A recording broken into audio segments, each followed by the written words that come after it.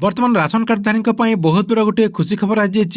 जदि आपंक पाखे राशन कार्ड रही है आपण मानक सरकार तरफ दुईटी झोट बैग और 1000 टंका मिल सहित युववर्ग को बिना सुधे मिल पार 1 लाख टंका पर्यंत ऋण 14टी विभाग 27टी प्रस्ताव पर आज राज्य कैबिनेट मोहर मारी तेबे एने सरकार तरफ कौन अपडेट रही है वीडियो माध्यम आप डिटेल जानीपारे से भिडियोटी को शेष पर्यंत देखो ता पूर्व वीडियो को गोटे लाइक कर दिंतु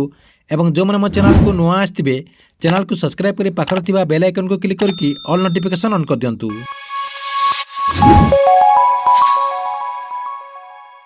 राज्य कैबिनेट बैठक में आज गुरुत्वपूर्ण निष्पत्ति नहीं जाती जहाँकि 14टी विभाग 27टी प्रस्ताव पर आज राज्य कैबिनेट मोहर मारी। यह बैठक में युववर्ग नुआ योजना कर जो योजनार ना हो स्वयं योजना ता सहित राशन कार्डधारी को 2टी झोट तैयारी बैग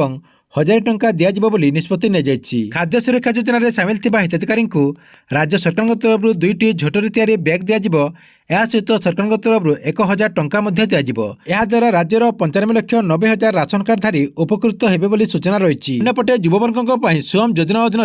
1 लाख टंका पर्यंत ऋण जोगाईदेवे सरकार। व्यवसाय करने बिना सुधे 1 लाख टंका पर्यंत ऋण नहीं पारे 18 ରୁ 35 वर्षीय युवक युवती मैंने तेबे ऋण परिशोध अवधि को सरकार तरफ 4 वर्ष रखी। एथिपाई राज्य सरकार 448 कोटी टंका खर्च करेंगे। सहित सहर मध्य युवक युवती युव उद्योगी स्वयं शहरी योजनार प्रणयन करने कैबिनेट निष्पत्ति नहीं सहित जो मैंने 1 लाख टंका पर्यंत ऋण नापी चाहते से केमी आवेदन करेंगे कौन डॉक्यूमेंट लगे